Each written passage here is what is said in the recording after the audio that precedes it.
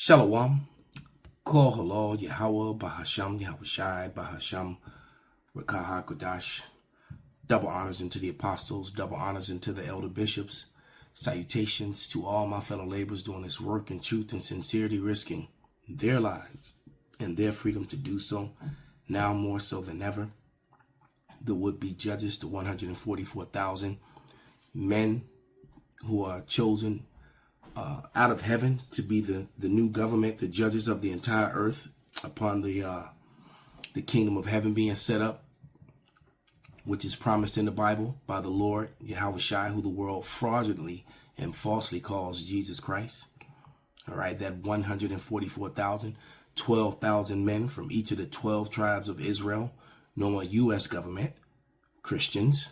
No more Japanese government, Christians. No more German, Russian, Turkish, Israeli, Jordanian, and so on and so forth. All right, those judges, the new government on earth as it is in heaven. All right, the judges who are going to enforce the laws of heaven upon all mankind and be righteous, true judges. That's what we're talking about. All right, and to our scattered people, the rest of the scattered elect that are scattered around the four corners of the earth, among the heathen nations that have the appearance of the heathen nations, the one that the angels are going to gather up to protect, all right, when the day of destruction comes. And for the Ra'akwath, which are the sisters that are listening and learning. To you, I say shalom. I'm going to come at you with this quick lesson. This is your brother Malcolm from the branch of the Great Millstone here in Chicago, coming at you with truth. All right, and a brother shared with me yesterday a definition from 1828 of American from the Webster's 1828 dictionary, which I actually happen to have a copy of, called Halal Yahweh Bashim Shai. All right, I have the abridged version, and the version that he has is actually over at the main house. All right, decided to take it over there. So that we can use it in lessons, etc., whatever. All right, but let me grab a scripture. So this is going to be a short lesson. I'm just going to show forth some evidences to prove how much that the self-proclaimed white man is a liar, that he whitewashed history. He is a fraud. All right. He's not the true people of the Lord. However, he is. They truly are, the Jewish people, because those were Edomite converts, even going all the way back to the ancient time after the Hasmonean dynasty. All right, when the other Edomites set up Herod, the Herodian family, to be rulers over Israel, over the southern kingdom, over Judah, Benjamin, and Levi, and those were your first sect of J-ish people, converts, not the actual people. So are they Hebrews? They are. They're J-ish Hebrews. They truly are. When they say that, they are telling the truth. All right. What they are not are the Hebrew Israelites that the Bible speaks about. That is what they are not. They're from Esau, Jacob's brother. All right. His red, pale-fleshed, who was cursed. All right. Like this. They got that red all over. Okay. That's what he is. Not the copper colored bronze skin, melanated chocolate, ruddy, which is a brownish maroon color, not pale red. They Esau Edom is just a liar, man. But this is Luke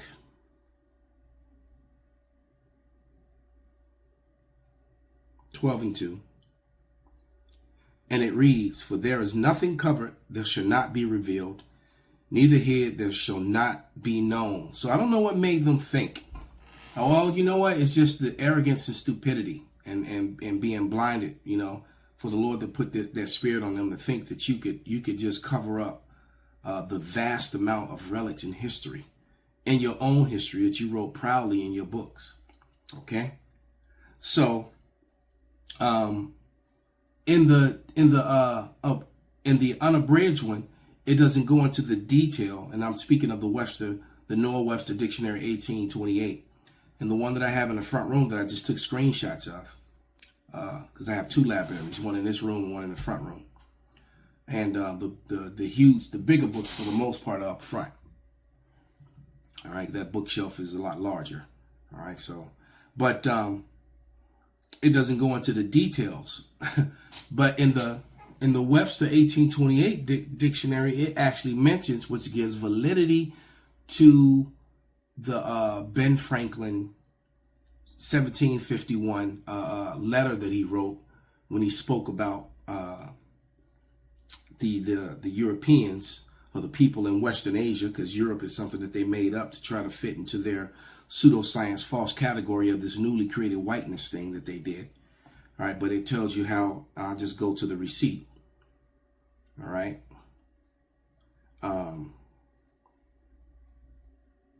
Paragraph 24 of that letter that Ben Franklin wrote. In fact, I'll just go to the definition first. Then I'll read the letter. All right, but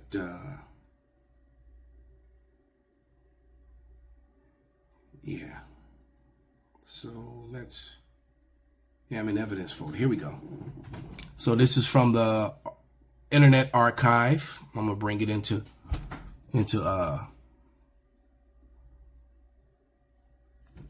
yeah, this gives a real big breakdown. All right, it says tawny in color. All right.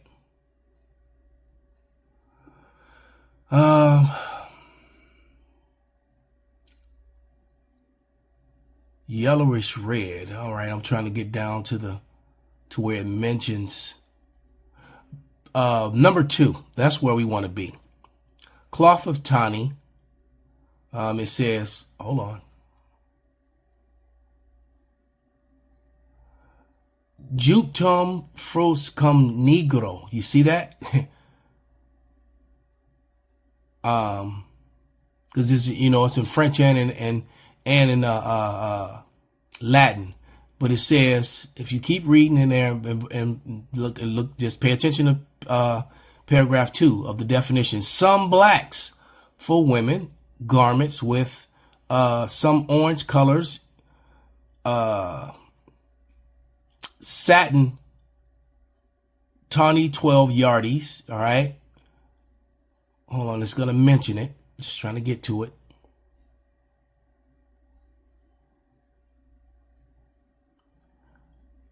And 3, brown skinned person. There it is. A tawny more.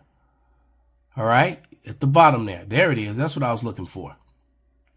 All right. There are tawnies among them. They wear the entire ring of gold and silver. This is what they came over here looking for. All right. A runaway, tall, slender Indian tawny. In America, where we have so fair an opportunity by excluding the blacks and tawnies, that's making mentioning of Ben Franklin's letter from 1751. All right. You see that? It says tawnies and excluding all blacks and tawnies. All right. And then it talks about the lovely white and red. Well, there's no white. You're red. All right. That's what it said. They're really red. So Native Americans were never classified. That was something that Esau did. He started calling them red. I just wanted to show that evidence. Now, that's just a portion of it. Here. Here's from my book. Here's the book. Took a picture of the screenshot. All right. And that's from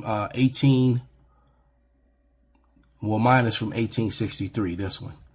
The 28 one is actually at the main house. I'm trying to make it bigger so you can see the there it is.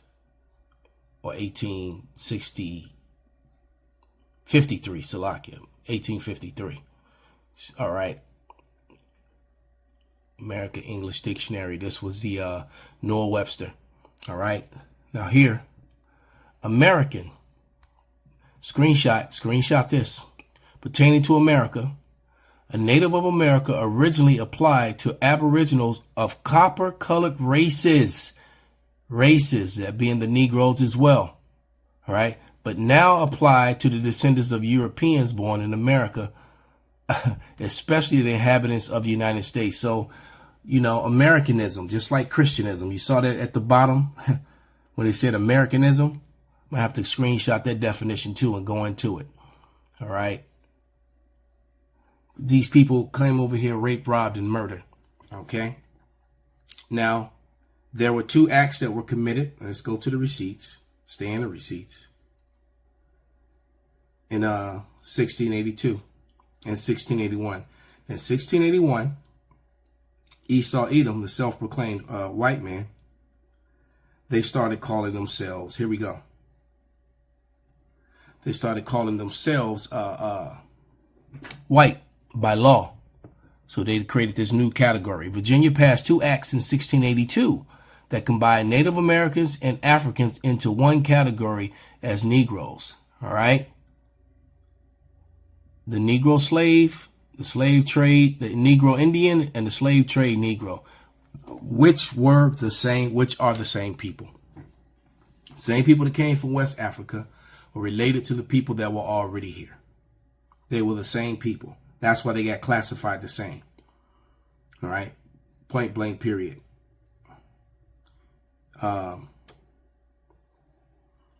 Here's some royalty in Brazil upon the arrival of Cristobal Colon.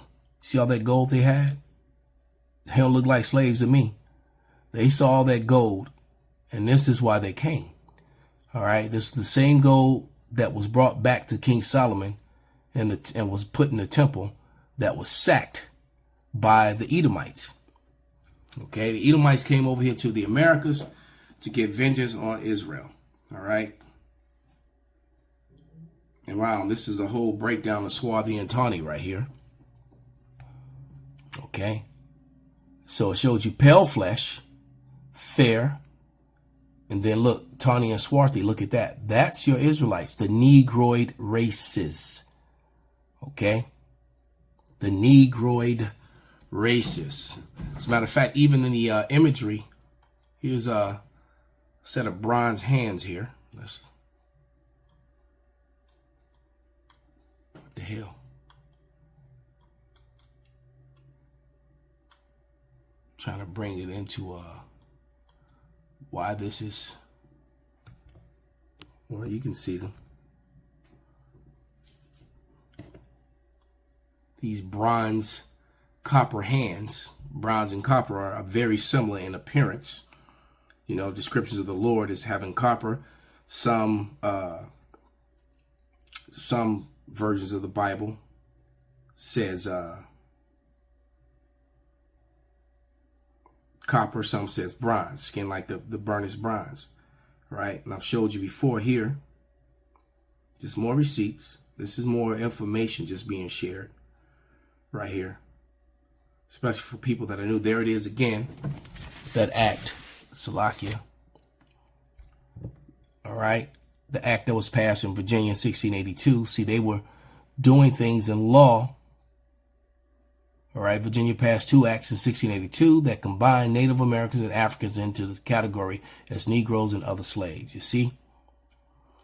And remember the year before, and then they used these natives, these tawny, swarthy colored natives, and those were put on the signs for new slaves at the slave markets.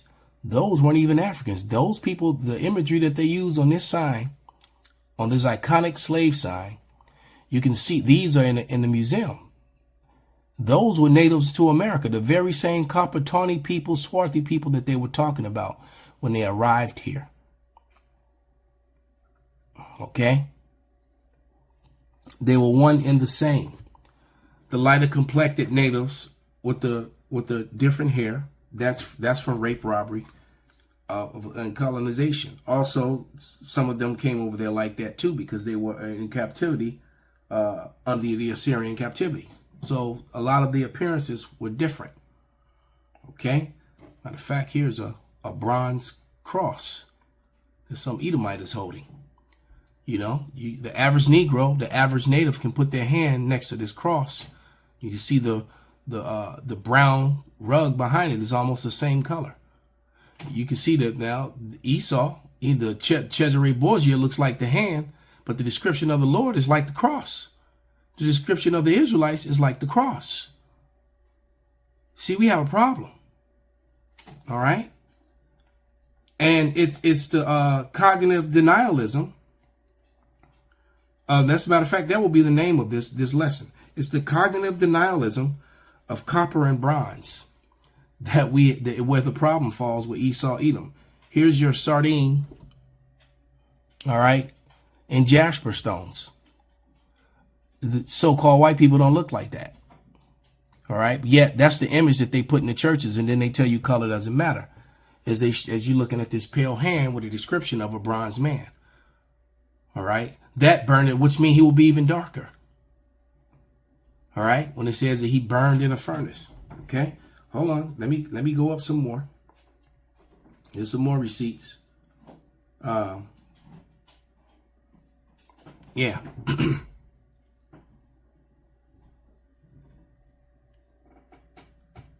Here's the museum. That image that sits in that museum. I forget this chief's name, but this is the same Native American that they use on the slave. That they used on the slave pamphlets when they were advertising the selling of new slaves. Hold on, let's switch over to the next one. And these are the ancient images of them. All right. And they were wearing all that gold.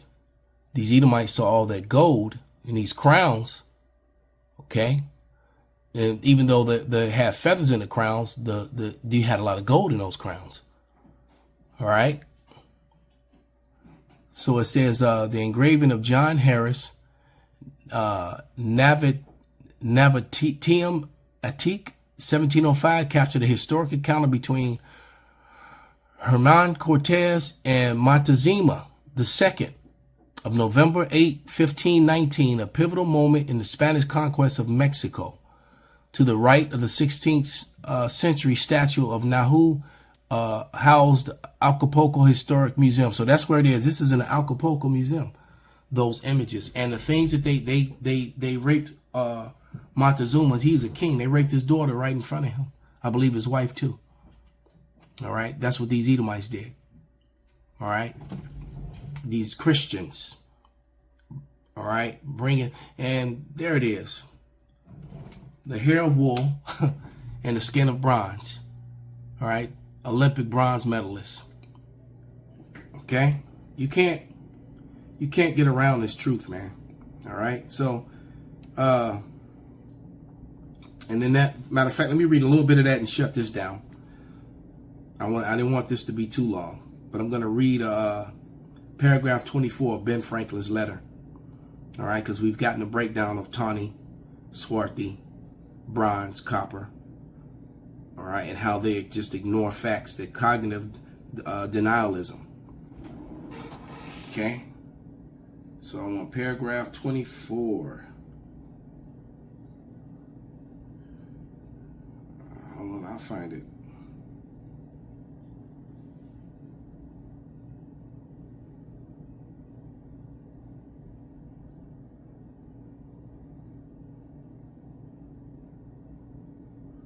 Yeah, because, you know, the 12 tribes of Israel have been identified basically in America as aborigines, both the so-called Negroes and natives.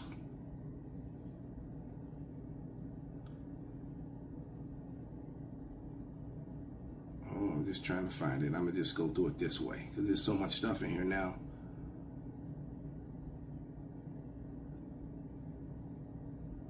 There it is. Paragraph 24.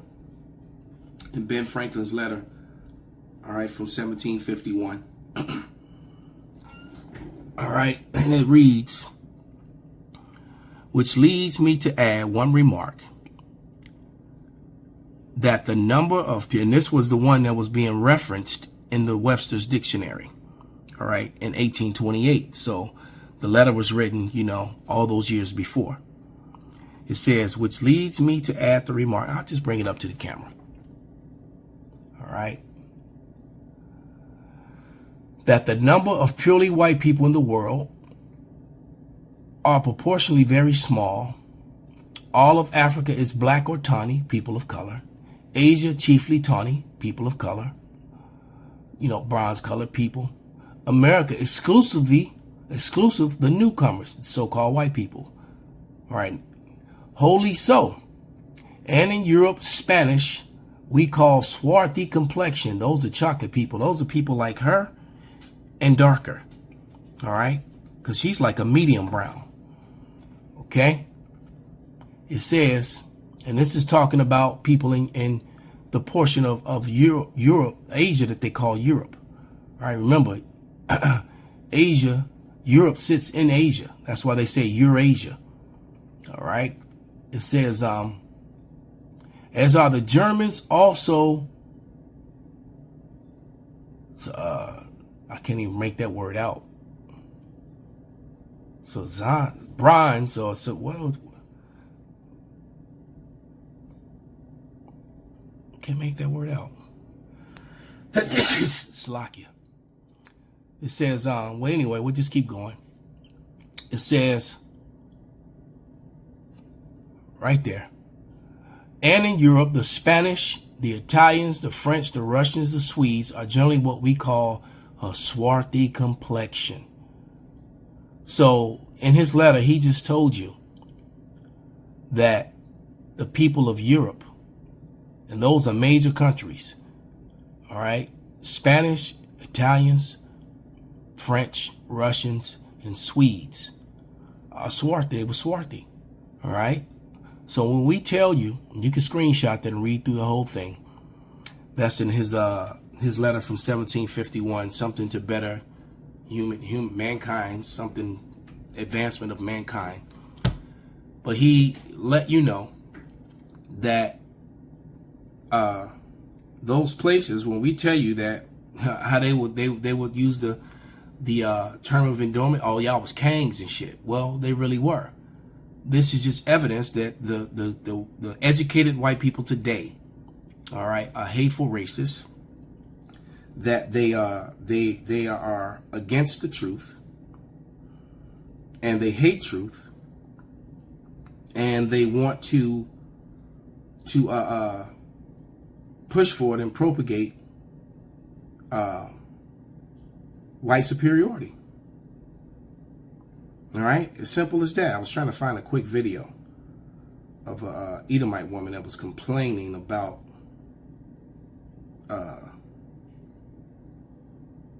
the truth. I was trying to find it real quick.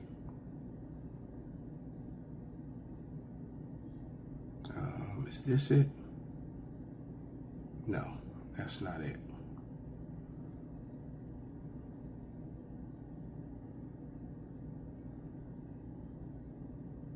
Damn it, it's pissing me off. So worried about her 13-year-old getting his feelings hurt. You know, it's just, maybe it's just not meant to come out on this particular lesson. I thought I had lined it up to in this list of videos that I had, but it's not popping up. I know I've got it. It's just not ready on hand like I thought it would be. So let's just get a scripture. I'm not going to hunt for it because I was about to close it out. This is 2 Ezra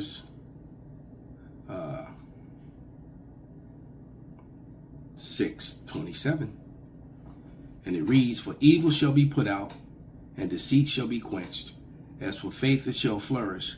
Corruption shall be overcome, and the truth which have been so long without fruit shall be declared. Truth is being declared, and white lies is being destroyed. Call halal Yahweh Bashan Al Shai Bahasham Rakah Kodash Kwam Yasharala Abba Babal.